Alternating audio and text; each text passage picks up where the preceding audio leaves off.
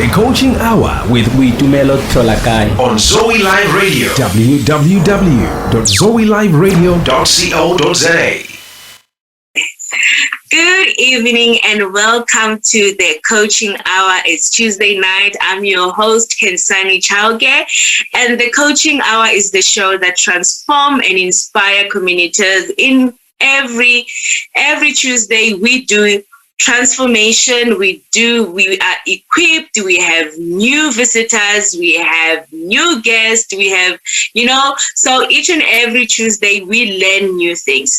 So this evening I have my favorite coaches. They are from Smogos. They own a company that is called Smogos. They do disability and empowerment. And one of them is Nick and Nicole. And Nick recently won the speaking contest. And he has a program that is called Dance to Your Destiny. So we're going to hear all about that tonight. And the partner in business is Nicole. They're going to introduce themselves and tell us more about who they are, what they do tonight. Welcome, guys. Good evening, Nick and Nicole. Hello. Hi, Khensani. How are you? Are you guys good? I'm doing very well, thanks. And yourself? I'm good, thank you. Thank you, guys, for coming through tonight. I'm humbled and honored for accepting my invitation to the show. So, Nicole, let's start with you. Ladies first, Nick. Nicole, tell us more about who is Nicole. Sure. Okay, so hi, Khensani, and to all of your listeners. My name is Nicole Burgos. I was born with a disability. The medical term is osteogenesis imperfecta. Otherwise, it's more commonly known as brittle bone disease. And as the name alludes to, essentially my bones are not as strong as the average person, and I can fracture or break more easily. And as a result, I've always been wheelchair bound. In terms of what I do, I'm a market researcher. I've been in market research now for about 9 years. And it was really about understanding brands and understanding how consumers engage or resonate with certain brands.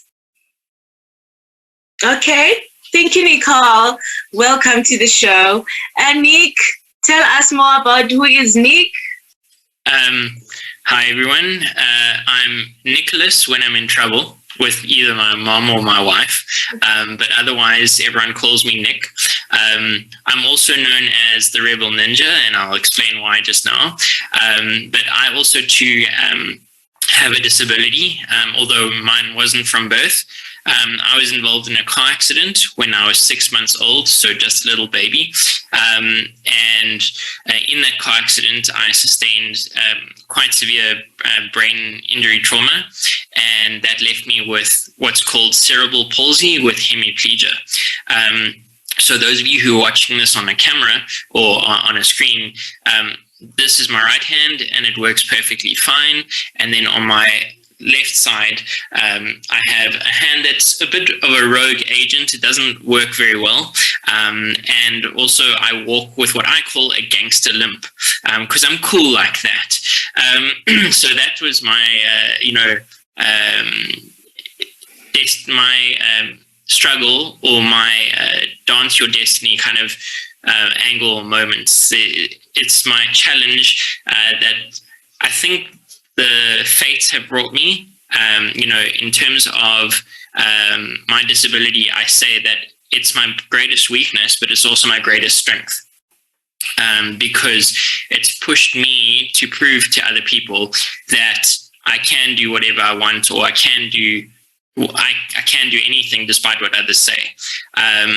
So that's where the Rebel Ninja comes in, which is my speaker brand. The Rebel Ninja is the term or a name that I came up with because I believe I'm a rebel, because a lot of people say I can't do things and I do them anyway. And I'm a ninja because ninjas tend to be calm, confident, and disciplined, and a little bit sneaky. One moment they're not there, and then the next moment they are. And again, that's me, because people don't think I'll be there doing my thing, and then boom, there I am. breaking it down or, doing whatever, because why not? For about 20 years of my life, I was pushing myself forward to prove to everybody that I could do things. And then in my 20s, it was me doing my own thing just because I wanted to. And then when I turned about 30, 31 or somewhere around there, I had this realization where it was like, okay, I've gone through all of this. Now it's time to help other people, to drive other people and teach other people or show other people that despite the challenges that you might face, your mindset and how you approach things in life makes all the difference. And so from there, the Rebel Ninja kind of idea came up and my professional speaking journey began. And obviously, tying into what Nicole said, I am the co-founder of Smurgos along with Nicole.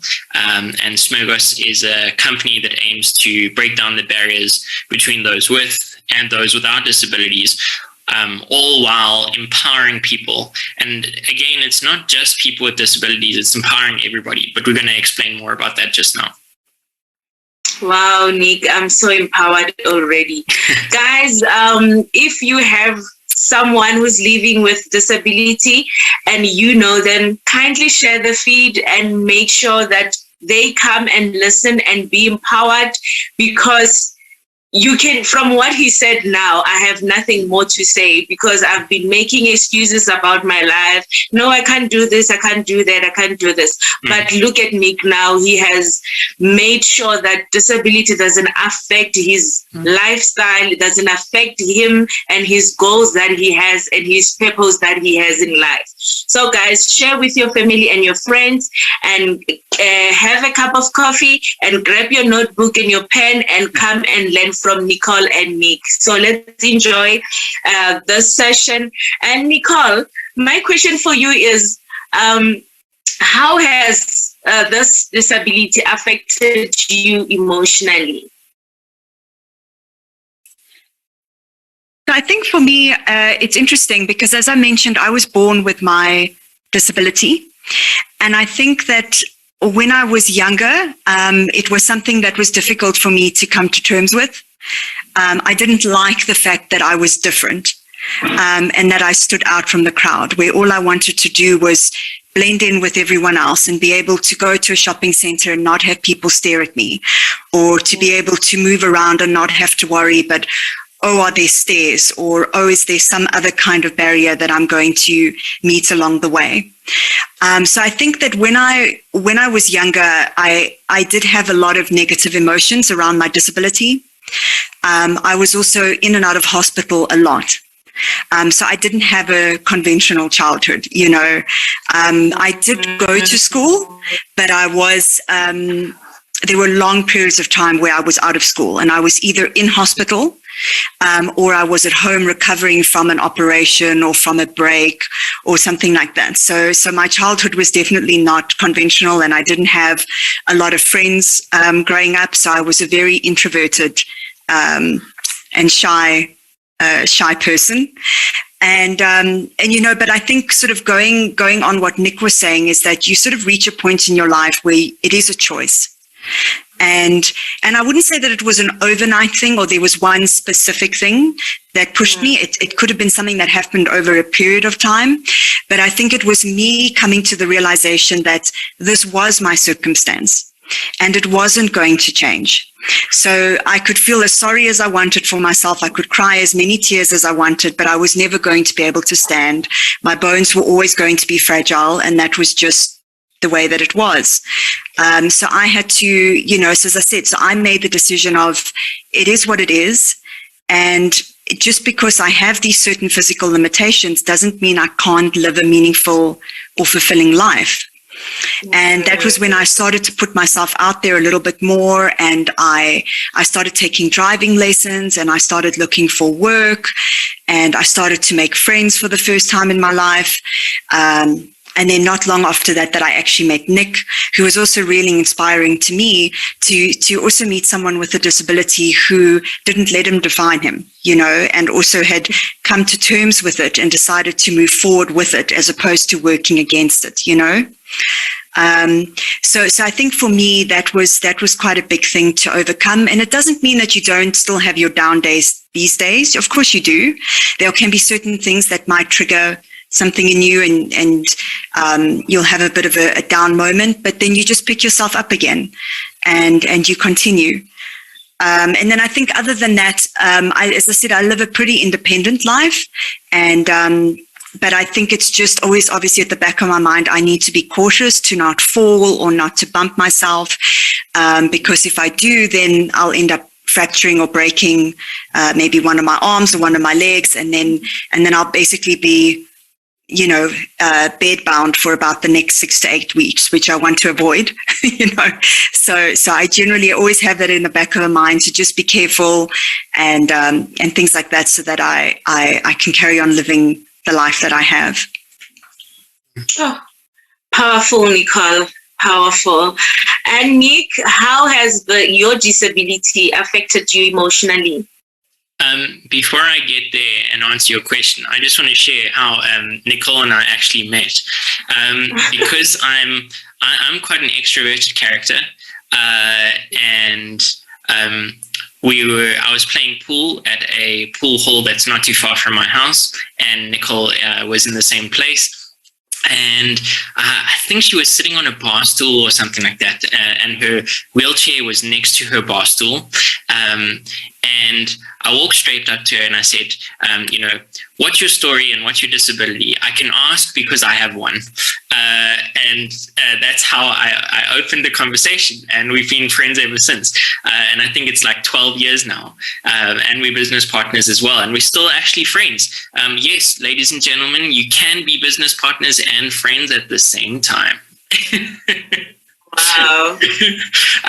But to answer your question about, it affecting me, again, those of you who might just be listening to this and not looking at the video feed, I was nodding a lot with what Nicole was saying, because a large portion of what she said is actually true for me too. Although mine wasn't as a result of, a birth defect or anything like that. I wasn't born with it. It was basically with me my whole life, because and as a 6-month-old, you don't know anything else. So I've grown up with this my whole life. So yes, you can play the victim, what we call the victim mentality, and say like, oh, why me? And it could have been, and live in the past and try and create alternative realities in your mind. Like, if I was only normal, then blah, blah, blah, blah, blah. Or if I didn't have my disability, then blah, blah, blah, blah, blah. But like Nicole was saying, that's never going to happen. Your circumstances are your circumstances, and you've got to learn to deal with that. And different people take different amounts of time. Like Nicole was saying, Nicole, I think you came to your realization around 18, 19. I came to that realization at like 10. And other people will come to that realization maybe in their 30s or their 40s. It's different for different people. So, if you are struggling with that, and it is something that you need to overcome, there's no rush to it. But you just need to know that within your circumstance, like, you create your own identity, you create your own version of yourself. You focus on what you want to focus on. And that's literally the truth. There's a section in your brain called the RAS. I'm not going to go into too much detail on it. It's called the reticular activating system. And basically, in short, what it does, it helps create your reality for you. The more you think about something, the more you focus on something, the more it makes that available to your brain or takes note of it. So if you feel like you're always having challenges and you're always having negative things happen in your life, or you're always meeting these obstacles, it's often the case, I'm not taking that away from anybody, but if you shift your focus and say, yes, those things happen, and yes, that's going to continue to happen despite what I want. If you focus on something and your RAS picks up on that focus and saying, like, I want to look for that opportunity, that's where the change actually happens. You still will have those challenges, but they won't take over your life. And that's how, in terms of affecting me personally, as Nicole said, you have down days, you have down moments, and you acknowledge those. You can't hide them. You can't, get away from them, but you cope with them, and you kind of coach yourself out of them. And that's through experience. I remember when I was young, sitting on the edge of my bed, and I was 13 at the time, and just like Nicole, I just wanted to fit in, So I sat it was at home at night. I think it was like 7, 8 o'clock. No one was there. I was in my own room. Door was closed, and I sat on the bed. And as weird as it sounds, I was wriggling the toes on my right. Now, because of my disability, I can't do any fine motor movements on my left. So I can't wriggle my toes. I can't move my fingers or my wrist or my ankle. None of those. So I sat there and I looked at the toes on my right and I wriggled them. And then I looked at the toes on my left, and in my mind, I was wriggling them. But obviously nothing was happening. And I got so angry and so frustrated with myself. And I was like, all I want to do is wriggle my toes. And I know it sounds weird, but it was a symbolic thing, like if you can wriggle your toes, then this disability isn't, something. And then I was like, no, I can't. And that like anger and internal struggle happened there. And then it was like, okay, I can sit here and focus and stare at my toes the whole time, or I can just move on. And that's one of the moments, as Nicole said, it's not an overnight thing, but those are one of the moments in my life where I acknowledged, like, I can sit here and struggle all I like, but nothing's going to change. So I did have moments of anger, frustration, moments of sadness, all of those kind of normal emotions that go through it. But now they're just shorter spurts. Where I might feel sad for 5 minutes, or I might feel frustrated for a minute. But I've learned to kind of deal with those and overcome them.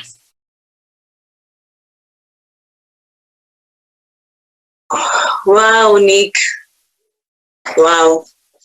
That's all I can say. So, yeah, I'm touched, to be honest with you. I'm touched because as you busy saying, I'm thinking of the things that I kept on procrastinating in my life. And worst part is I have a normal life. I don't have any disability. I don't have any excuse. It's only things that are in my mind. Like I'll keep on saying, no, I'll do this. No, not now, maybe later. And, and that habit, like it's not me who's only struggling with that. I know some people who struggle with procrastinating things. And we always have this mindset that, no, we still have time. We still have more days to live. I can maybe do it next week, forgetting that each day that we live, each moment, each hour, each minute, we need to live it to the fullest and make sure that we fulfill God's purpose upon our lives. And listening to what you just said and looking into the things that were challenging you while you have a disability and the normal life that I had myself. I'm like, God, I repent from being a crying baby, for complaining a lot and not appreciating who I am and the creation in my life. And, what you just said, all I can say is that, God, I repent for being a crying baby and complaining about other things in life. And it was an eye-opening for me that, Khensani, you know what? If Nick can do this and go through this and still have a passion in helping others and the confidence, the level of confidence that you have now.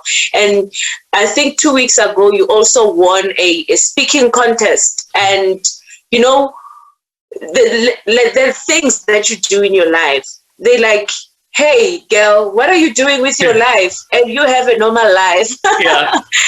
So that's so empowering. Like, I'm so motivated with what you just said. And, from what you said, you never use the things that, like your disability, as an excuse. You were not negative about it, because my next question was going to be, and I think already you have unpacked, and I just wanted to ask you, how did you and Nicole decided on opening the business in helping the disabled people, like the people who live with disability, and decided that, no, Nicole, with this business, we are going to be their living testimony. We are going to be examples. We are going to lead them by who we are and what we do.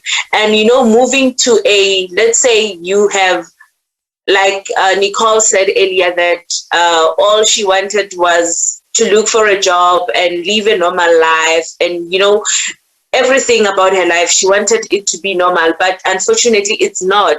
But she never used that to depress herself. She used that as a power to uplift others.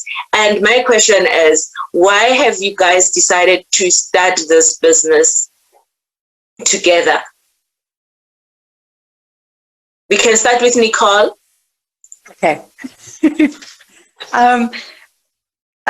So I think, from being someone with a disability, we've experienced firsthand how people with disabilities are often overlooked, and haven't been thought about or catered for in the world, whether that be with physical environments or services. It's just often people with disabilities aren't taken into consideration.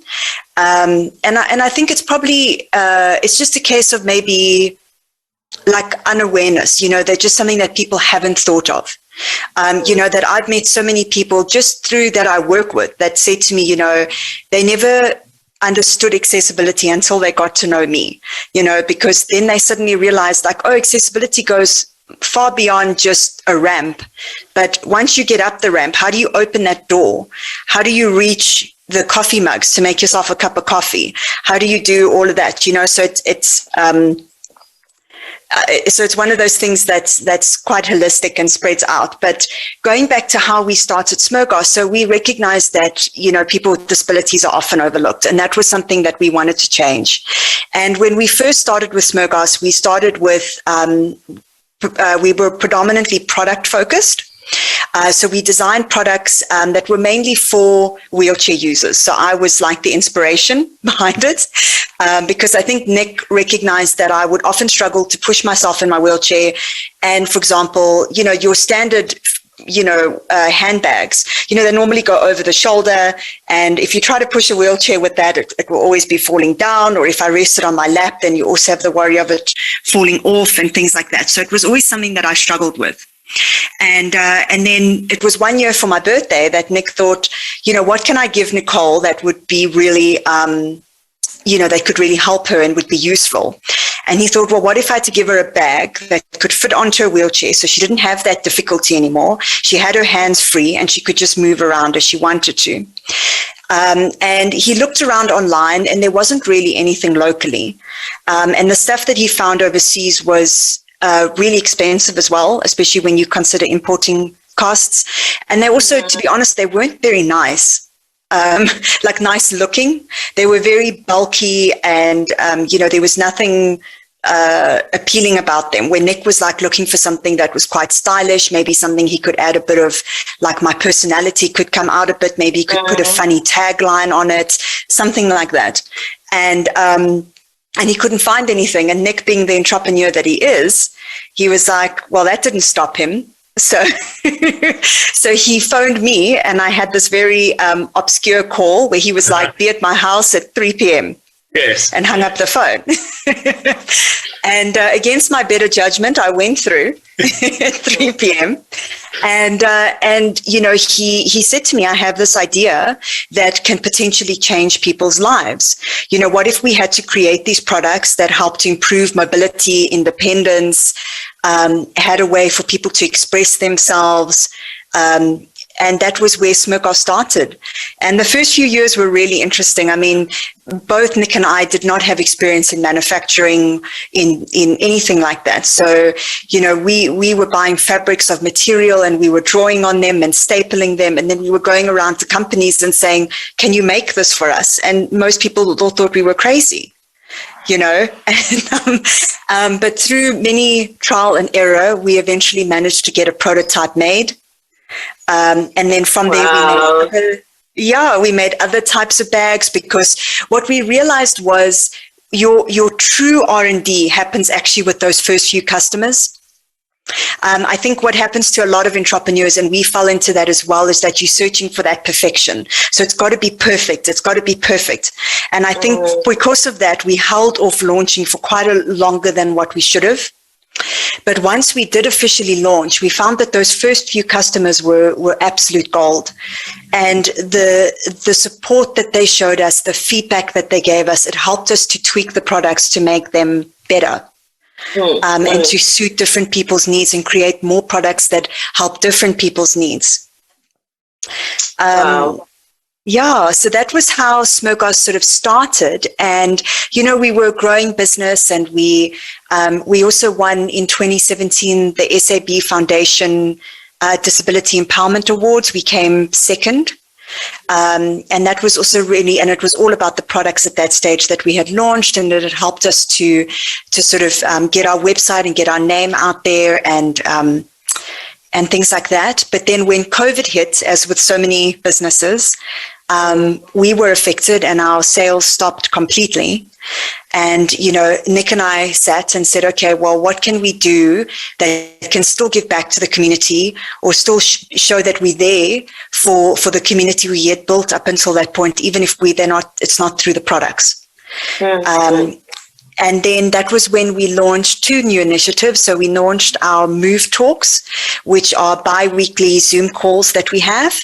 And we get a range of different speakers to come on, not just people with disabilities or talking about disability topics, but a range of different topics. Because like Nick mentioned at the beginning of the call, is we want to break down those barriers between people with and without disabilities. So our platform is about bringing everyone together. And we've been running that now for almost 2 years? Yeah, about 2.5 actually. 2.5, yeah, because it was pretty much as lockdown started in 2020 that we started these calls. And it also then spurred us on into the corporate space, which I'll let Nick talk about as well. But just to open with that, unemployment is high in South Africa in general. We know that. But it is disproportionately higher among people with disabilities. I mean, Nick and I are literally in like the 1% of people with disabilities in South Africa that have full-time employment. And, we thought that while the products are great, they may be not making the impact that we want. And there's a potential to make a bigger impact. And that is why now we've launched our consulting service, which we come into organizations and we help them to integrate people with disabilities. But we want to do it on a sustainable level. It's not just a tick box mentality or a learnership program, but it's actually how it's about raising that awareness among the employees, which Nick mentioned. So it's also empowering them, because there's a lot of uncertainty from their side. And then it's giving them the training, the toolkits, the understanding that they need. And then we then help them with the recruitment of bringing in the people with disabilities, and then helping that whole integration program. But Nick, I'll hand over to you, and maybe you want to talk about this a bit more. Sure. But I was just sitting back and I was like, wow, she's doing a good job, and she sounds so good on the. I need to get one of those fancy mics because she sounds so good. So before I continue, Khensani, do you want to touch on anything that Nicole said? No, what I wanted to say was, Nicole, you are correct when you're saying that most of the people are not aware. Even myself, I wasn't aware. I remember when I had a meeting with Nick, that's when I remembered that I worked with a lot of people with disability. However, I didn't pay much attention on how can I help them and reach out, lack of knowledge regarding disability. And I felt guilty somehow, somewhere, that Nick, you know what you're talking about. I get it a lot. You'll find that maybe I'm hosting, or I'm doing facilitation services. Maybe in my class I have one who is on a wheelchair, and at the end of the day, I don't even ask maybe what is it that they need, and how can we work together, those kind of things. Like, I will just continue do things, even though I become friendly, but going deep into what more can I do to make sure that they are accommodated in what we're doing as normal people. It's something that I wasn't aware that as an individual, and also as a coach, and also as a facilitator, I need to pay attention to that. Should it happen that in my class I have someone with disability, to be aware on the things that they are able to do and things that they are unable to do, and just to ask questions around it, that how can I help, and what is it that I can bring to help you maybe participate and all that. Sometimes we just take them as they are normal. However, we also need to have knowledge on how to treat them. Yes, that's what I wanted to point out when I had Nicole said that, most of the people are not aware. And when we're not aware, we don't even know how to treat them or how to welcome them and all that. Because with me, when somebody has a disability, I just take them as myself. And sometimes I forget that they also need special attention there and there. Maybe there are things that I can help with, like let's look into how the activities that I want to engage. Will the activity be accommodative to them, or will the activity exclude them? And how does that make them feel that, okay, she decided to do the activity that I won't be participating on? So now I'm aware that when I do those kind of lessons, I also need to check who I have in my class and if they will be able to participate on the things that I'll be giving out and wanting them to engage on. And you know what? I'm now having a knowledge on how to go about that and look into things like that, because sometimes we just do things looking to ourselves and, okay, I'm able to do this, so it means everybody else around me are able to do it. Yes. Yes. Thank you very much for those questions. What model we use? We use the Nicole model. She's the beautiful one between the two of us. So, that's the model I use. But in terms of the outline of what we do, we have, we know that the Sustainable Development Goals, the SDGs, are quite a big focus now with your bigger corporates, and as they should be. And so when we look at interacting with the company, let's say that we are identifying with them first. So they don't come to us, we go to them. We'll do our background research first, find out about the company as much as we can, find out if they have people with disabilities in their company yet, if they don't, and to what degree they focus on disability. Is it part of their SDG goals and things like that? Following that, we put an outlined proposal together, a very short, concise one that basically gives an overview of what we do. And then how we could collaborate with them in very short terms. Then what normally happens is we have a discovery call with them that lasts anything from half an hour to an hour, depending on the conversation that follows.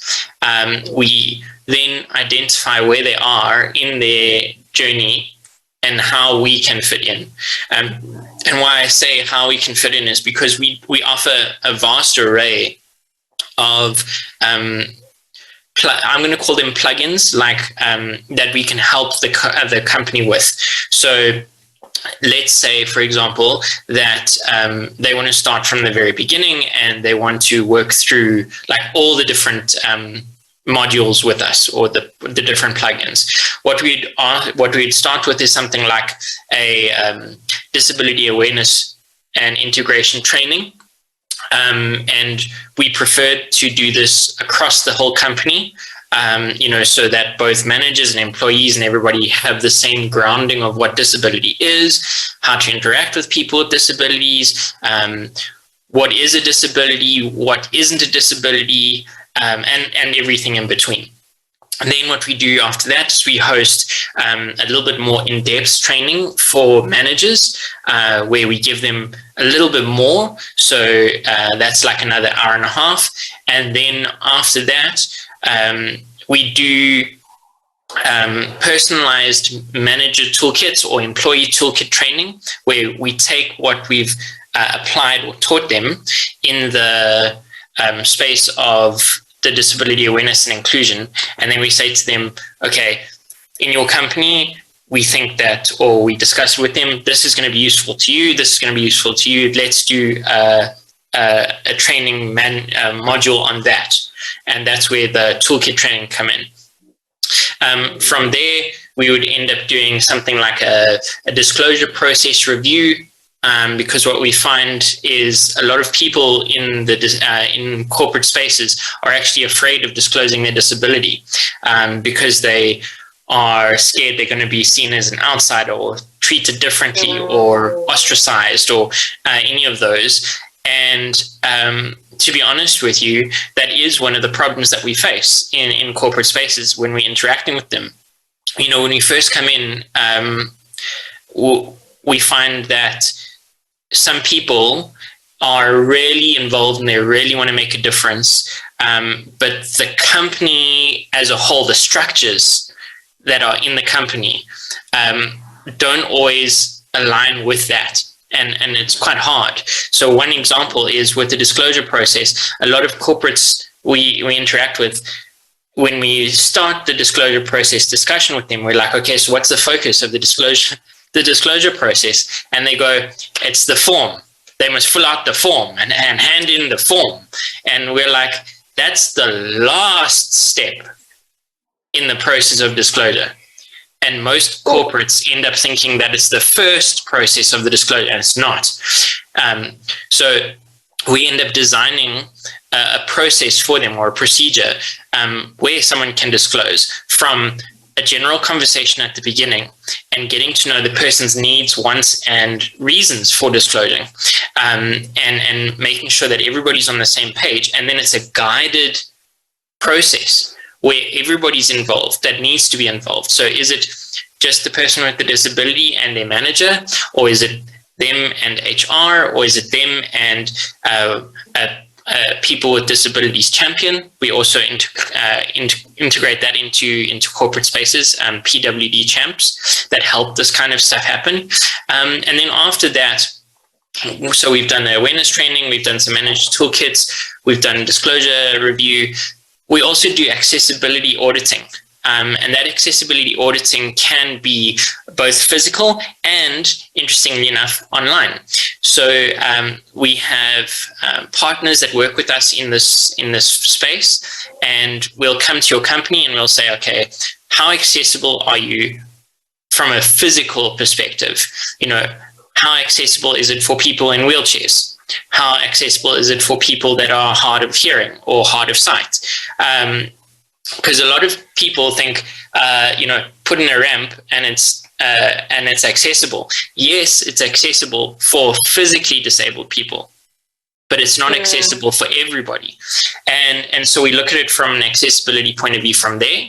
And then we also look at both the website and the intranet. So within the company, their own structures, how accessible are those to people with disabilities? Because what we also find is companies sometimes hire a person with a disability just to tick a box, just to say, yes, they have a person with a disability in the company, or they have people with disabilities, or this percentage of disabilities in their company. And then those people with disabilities are basically like either kept down or pushed to the side or given something that they can do, but it doesn't really push them or doesn't, encourage them to grow in the company. So what we want to do is we want to change that whole mindset. We want to say, okay, that person with a disability has skills, has drive, and can become much more than that. So let's look at it from a holistic point of view. And what do they need in your company to actually function, to actually reach their full potential?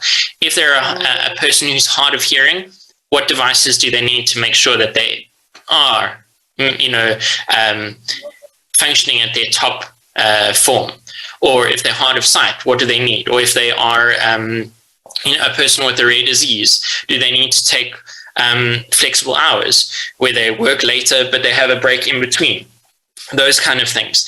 And we look at all of that from an accessibility point of view and the website point of view. So not only do your not only do your employees need to be accessible and your company accessible to them, but also accessible to potential people with disability that are clients. So we look at that as well. And then from there, we integrate a consultant. We've got a lady who works with us. She's very, very fancy, very special. She's the person, to my knowledge, she's the only person in the country with her PhD in disability awareness and inclusion in the workspace. So she's got her PhD in that, and we've got her as part of our team. From there, we look at recruitment, and we say, okay, now we've reviewed your company, and your company is both physically, mentally, and emotionally ready for a person with a disability. Now, again, corporates tend to pick a person with a disability that's just there, or not pick it with enough sight into it. So we say, okay, looking at this review, we think that despite there being ramps, there are actually a lot of stairs. So maybe a deaf person would be better as a person with a disability, and not your first choice of a person in a wheelchair. So we guide them in terms of what person with a disability should they try and bring onto their team that would make a meaningful difference for everybody. And what Nicole was saying earlier is, we don't want to do a plug and play. We don't want to come in and do something and leave. We want a relationship that's going to last for a long time. So whenever we go into a discussion with the corporate, we say, we'd like to interact with you for anything from 3 to 5 years. And obviously we'll train you, and then you become, a trainer kind of thing where people internally can help with that. But we also look at, on the first iteration, we've integrated, let's say, a person in a wheelchair. The next iteration of this, maybe we can look at bringing people with, sight problems. And the next iteration with hearing difficulties. And so by the end of the period of us being involved at various levels and at various intensities, by the end of that whole process, you've got a huge group of well-integrated people with disabilities that are actually functioning at their top, are actually providing value, are actually seen as assets, and not just ticking a box. So we're making a difference in the corporate space because we're obviously helping them maximize their profits and maximize their workforce that they've got, and making sure that they are operating at their full capacity. And at the same time, we're saying to the people with disabilities, you count, you matter, and you are an asset in this company, and you do make a difference, and you do contribute to the bigger success of the company as a whole. Absolutely, Nick. It's so true, because I was wondering that when they do the review, do they look at the abilities that the person has, capabilities, and like you said, that they also, when you guys do the review, you also look into if a person can work more hours or less hours just to accommodate them. But I know that the biggest goal is for them to be productive and make sure that they produce results and they reach the company's goals. And what you're doing is very, very wonderful and powerful. As an individual, I'll ask myself that if it was me and having a a backup like Nick and Nicole, and someone that I can consult to, especially let's say in my business, because sometimes you will wonder if you should, as a company, hire someone with disability or not, because the thing is you're not aware things that are needed, tools that are needed, how to guide them through, or where to find help. If you know somebody like that, or you have experienced that yourself, now you have Nick and Nicole to help you and guide you on how to start helping the ones that are living with disability in your company, and how can they become productive, how to empower them, because we keep on empowering others on their own skills, their workshops and all that, but how do we help the ones with disability to also get the same access to knowledge on and understanding how to do things? Because we all chase productivity. As long as the person is productive, we know that the business will be growing either way. So my next question was, but from my question, I realized that Nick did touch on the things that I wanted to ask. So I will start like this. Have you ever, from both of you, have you ever felt discriminated, or have you ever, discrimination around the workplace because of your disability? Nicole, you can always start on this one. And just a quick mention, Nicole, if you want to also tie in research that we do, because I bypassed that completely because I know that's your area of expertise. Yeah, she's gonna tell us on that things. Okay, so just to answer Khensani's question. So I must say, for the most part, I think I've been quite fortunate where I haven't experienced too much discrimination in the time that I've been in the workplace. I think that there was one company in particular, which was the first time that I experienced it, where I think they were a very competitive, quite aggressive corporate culture. And I came in there and I'm the complete opposite of those two things. So I was immediately felt very uncomfortable. But there was this sense of, I could feel it, where it was like people didn't know what to do with me. And there was this whole like, what do we do with her? Do we take her to client meetings? Do we not put her in front of clients? There was this whole like uncertainty thing, and even access to the building. So there was one step to get into the front door of the building. And one of my colleagues said, you have to build a ramp there so that she can get in and out of the building by herself. And the sort of reaction was, but it's for one person. Why do we need to build the ramp? Kind of thing. And he was like, yes, it's one person, but she should be able to come and go comfortably and independently like the rest of us. She shouldn't have to, that every time she comes in the morning or goes home, or even if she just wants to pop out to buy a cup of coffee, she shouldn't have to look around to find someone to help her down the steps. She should just be able to come and go like the rest of us. So there was like quite a bit of pushback there. And eventually they did build the ramp, which was great. But yeah, I would say that was the only time that I've really felt that discrimination, and I admit that it wasn't a very nice feeling. It made me very uncomfortable, and yeah. But I think with Nick and I think when you do have a disability, you hear no a lot, or you can't do that a lot. And I think in some ways, Nick and I have used that as a fuel. And we've been like, you know what, I almost want to prove that I can do it, or that I am capable of doing it, in all areas of my life, not necessarily just in work. But I think in many ways, I use that as a way to push myself forward and show that I am capable. And even, as I say, if we go about doing it a little bit differently to everyone else, we're still able to do it at the end of the day. Sure. Okay, do you want to ask Nick? Yes, I wanted to ask you something. Like, in your journey of researching, have you ever met someone who said, no, I don't want to disclose my disability because of the treatment that I will get. And they prefer just to keep quiet about what they're going through and just continue living a normal life.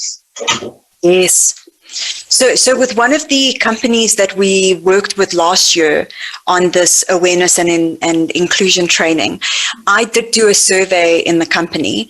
And, one of the questions that we asked was if they were a person with a disability, if they disclosed that. And if they said that they didn't, then we asked them why. And actually, we found that the majority of people did say that they were comfortable disclosing, which is a good sign. But there was about, I think it was about 30% of people that said that they weren't comfortable disclosing it. And they said that their reasons were because they felt that they would be discriminated against. They would be worried that they would perhaps be treated differently and may not be given the same opportunities as everyone else if it was made aware that they had some type of disability, which I think is quite sad.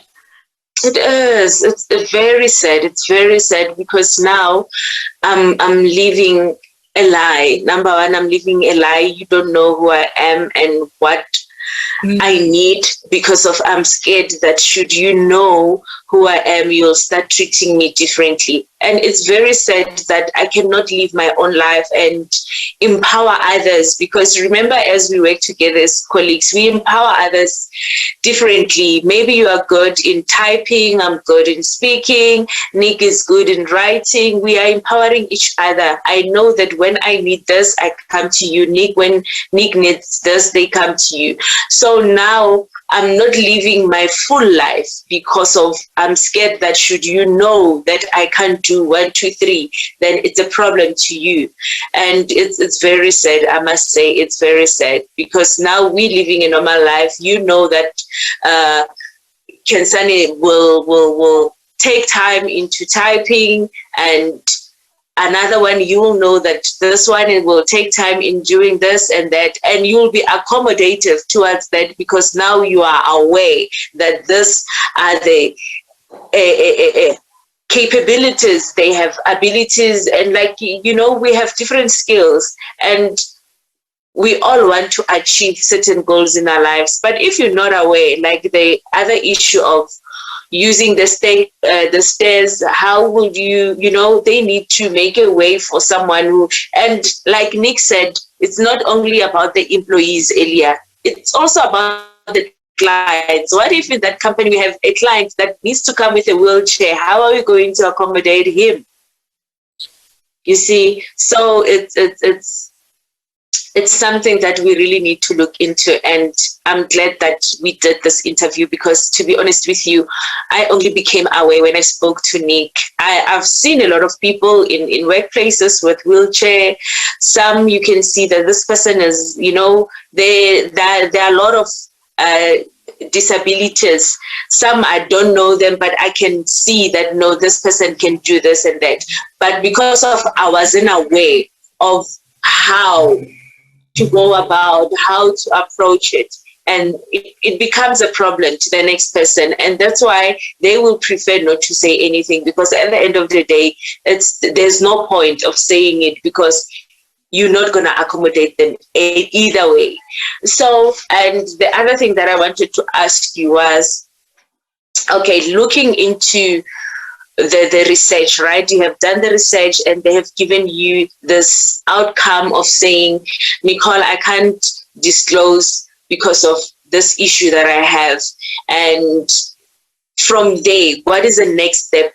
What do you do with what you have, with the outcome that you get? Do you go to the employees and give them a report on discovering that they have the disabilities that they need to look into? How do you go about that?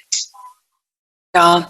So I think that's the beautiful thing about the research that we do, and we do it throughout this process that Nick spoke about earlier, and I think that's really something that is that sets us apart from maybe other people that are in the space, because, as you say, it gives you an insight into what's happening into the company, about the mindset or where the employees are, and then what you're able to do with that information is then, I suppose, look at what are your next steps, or where do you need to iterate, or what are you doing well on, and maybe you need to work more on those things. So in the case of this report, so when we did is we, I would look at these results, I would put together a report with some of these key insights, and then we would put some recommendations forward as well.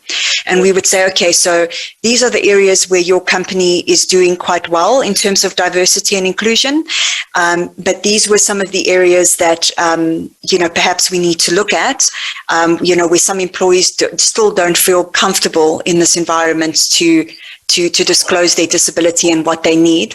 So our recommendations about that would be X, Y, and Z. In this case, like Nick was saying, humanizing that disclosure process, where it's not just about filling in a government form and then handing it to HR and not really knowing what happens from there, but actually humanizing that and having that discussion with them and understanding what their challenges are. Is there any certain requirements they need? Sometimes they don't always need special requirements, but it's just letting them know that if they did need it, the option is there. So it really just depends on what comes out from that research, but we definitely use the research to decide what are the best next steps. Yeah. Wow, Nicole. Sure. So another thing is you'll find that some companies are in denial. Even though you have went there and consulted and give them recommendation and the outcome that you found, and they decide not to do anything about it. Do you have any other way to deal with them, or you just leave them and say they don't want our services, then let it be? How do you work around it? Sure, that's a tough question. I think if I can jump in here, we've had different calls with different clients. We recently had one with a very big international corporate. I can't mention them right now, but a massive multinational, and we had a call with them, and they basically told us that they are, aware of accessibility, they're aware that they have issues, and they want to work with us. So basically, it was just, we didn't need to sell it to them or explain it to them. They had already come to that realization on their own, which was awesome for us, because you're not trying to convince someone, because they already convinced themselves. So now you're like, okay, now that normally takes up about 50 to 75% of the conversation, but we don't need to do that now. So let's look at the bigger picture. Let's see, how long do you want this to take and everything. So that's in the case of a company or a corporate that is aware already and says this is something that's of importance. If we get a company, which is more often than not a company that's unaware, so they're neither for or against, there's a lack of knowledge there, we educate them on the call and we say, okay, what do you have? What don't you have? And we find out a lot about them through that conversation. Remember, we've done some pre-research already, but interacting with key players on their team, like head of HR and head of marketing and head of whatever other divisions that we feel are important. And we find out from them, okay, where are you and how much do you know?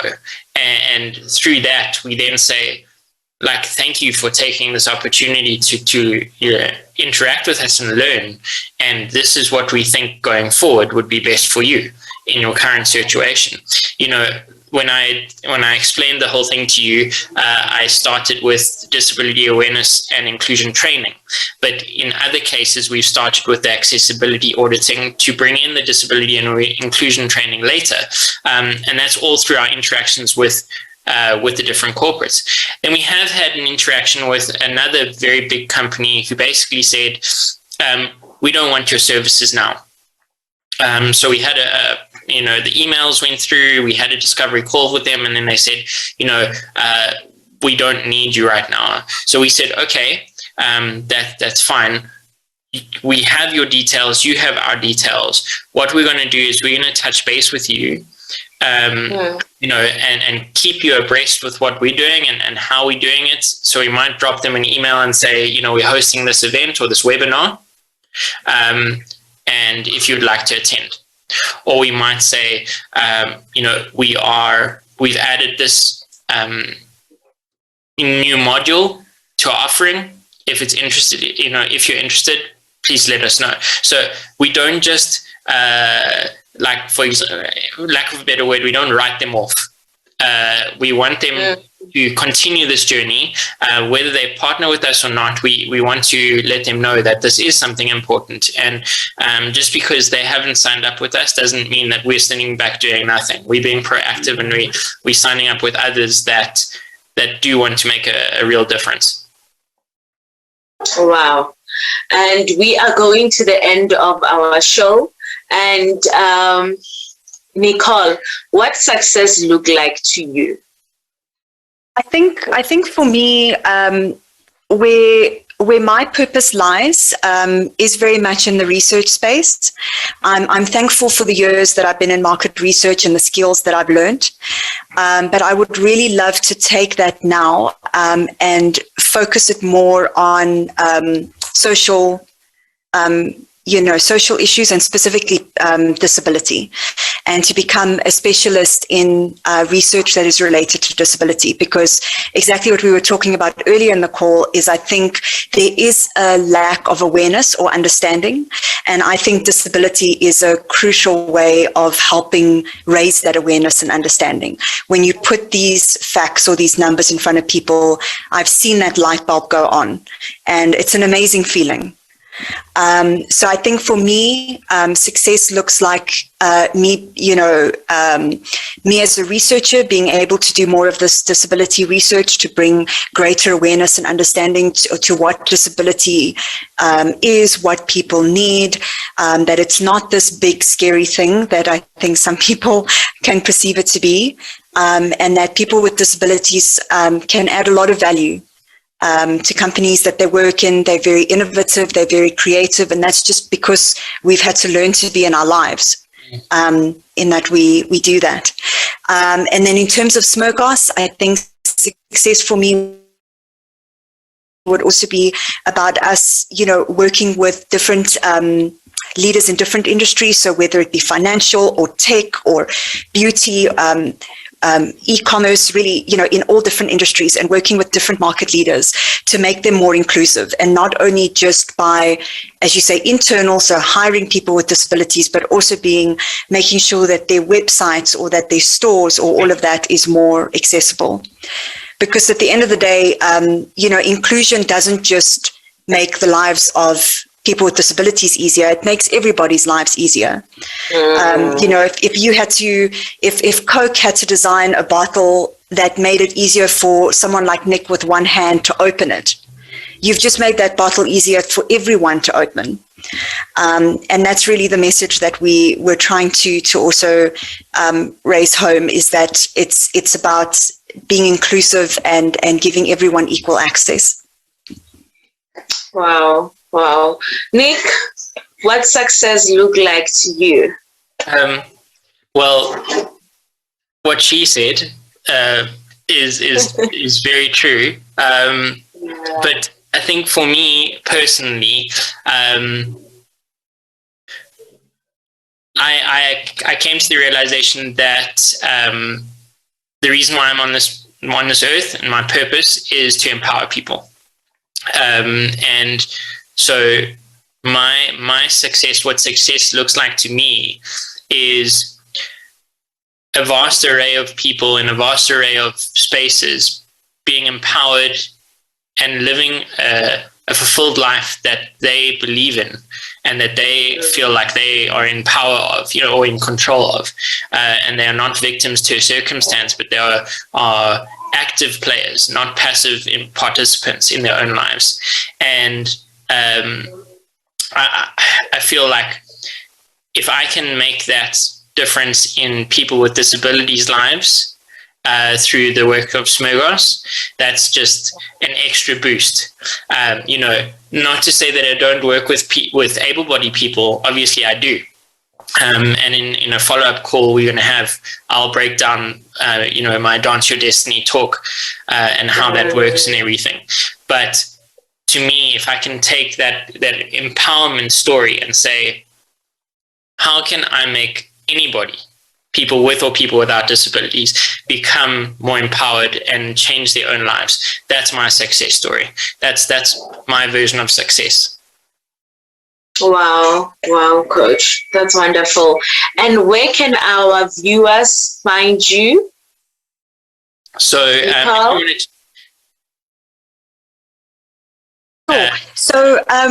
our website is smurgos.com. Yeah. We are also on LinkedIn, Facebook, and Instagram. All, if you search for Smurgos, we will come up. So that's that's SMERGOS. And otherwise you can drop us an email at nick@smurgos.com or nicole@smurgos.com. Wow. Okay. Nick, you have any further details? As Nicole said, www.smurgos.com. Nicole runs our social media, so please do check that out. It's phenomenal stuff, and we've got over 1,000 followers on Facebook and a few hundred on Instagram, and she's really grown that and made it stand out and made it make a difference. So please do check that out. And then from my side, personally, I'm on Facebook. If you look up The Rebel Ninja, you'll find me there, Instagram, looking forward to interacting with your listeners. Most definitely. Guys, Nicole and Nick are the living testimonies of living with disability, and they made sure that no obstacle made them not to reach any goals that they want in their lives, and they use this to empower others. And I remember last week we spoke more about purpose, and you guys are living your purpose, because the other thing is we look into us, and then as soon as we start facing challenges in life, we ask God, why am I facing these challenges? Not knowing that we are in a process, because God has a certain purpose in our lives, and we need to fulfill it. Whether you are just a normal person or with disability. Imagine if Nicole and Nick were normal people. Will Khensani be aware of this disability and awareness? No, I was not going to be aware. But God knew from the beginning what he was doing with your lives. And I'm so empowered, and I believe that our listeners and viewers are empowered. And guys, don't forget to comment on our chat. If you have any question to Nick, you can leave it there. If you have any question for Nicole, you can also leave it there. They will answer all your questions, and they will be in contact with you. Guys, thank you so much for coming through. Remember, if you like our show, share and subscribe to our YouTube channel, and make sure that everybody that you know who is living with disability, or if you are owning any company and you have somebody who has disability in your company and you don't know what to do with it, you have Nick and Nicole to consult you, and they will help you to get tools and guidance on how to work with them. So guys, thank you so much for coming tonight. I'm so humbled, and I'm looking forward. Guys, we still have another session with them, because we are going to dance into our destiny. We have a coaching program. They call it Dance into Our Destiny. We're going to hear more about that. How do we dance to our destiny, as much as we living our purpose on earth? And Nick and Nicole, thank you so much for coming through tonight and empowering and transforming our lives and making us aware that we can become anything we want to be in life if we put some work into it, if we are confident if we believe in ourselves, because I believe you guys believe in yourselves. Otherwise, you were not going to do what you do. And it takes someone with a very sharp mindset to achieve what you have achieved. And I wish you all the best in your business, and looking forward to work with you. And I know each and every coach who is listening now and every company that is listening now, they also looking forward to hear from you. And have a good night. Do you want to leave our listeners, Nicole, with one quote? With one quote? Yes.